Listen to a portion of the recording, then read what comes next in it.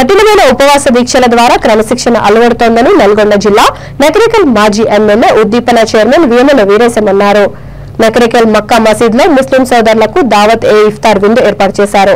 ఈ సందర్భంగా ఆయన మాట్లాడుతూ పవిత్ర రంజాన్ మాసం మహోన్నతమైనదని అన్నారు. కుల మతాలకు అతీతంగా సోదర భావంతో కలిసిమెలిసి ఉండాలని, అన్ని వర్గాల ప్రజల సుఖ సంతోషాలతోనే ఆరోగ్యవంతమైన సమాజం నెలకొంటుందనే విశ్వాసంతో పరిపాలన సాగిస్తున్న నాయకుడు కేసీఆర్ అని అన్నారు. ఈ కార్యక్రమంలో బీసీ ఫైనాన్స్ కార్పొరేషన్ మాజీ చైర్మన్ పూజర్ల సంబయ్య, స్థానిక కౌన్సిలర్లు, ముస్లిం సోదరులు, పార్టీ మండల నాయకులు తదితరులు పాల్గొన్నారు.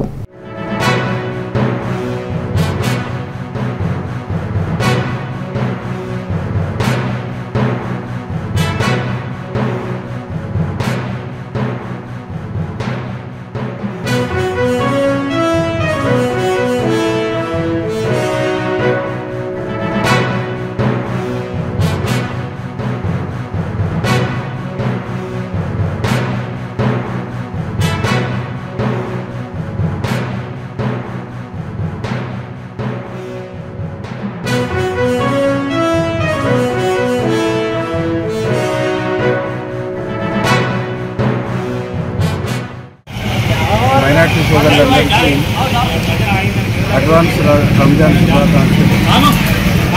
రంజాన్ మాసాన్ని పురస్కరించుకొని ఈరోజు నగరికల్లో 7 మసీదులలో మైనార్టీ సోదరులందరికీ, ముస్లిం సోదరులందరికీ నేను గౌరవనీయ పెద్దలు పూజల సింహన్న గారు, బీసీ ఫైనాన్స్ కార్పొరేషన్ మాజీ చైర్మన్ గారు ఆధ్వర్యంలో ఇఫ్తార్ విందు ఏర్పాటు చేయడం జరిగింది.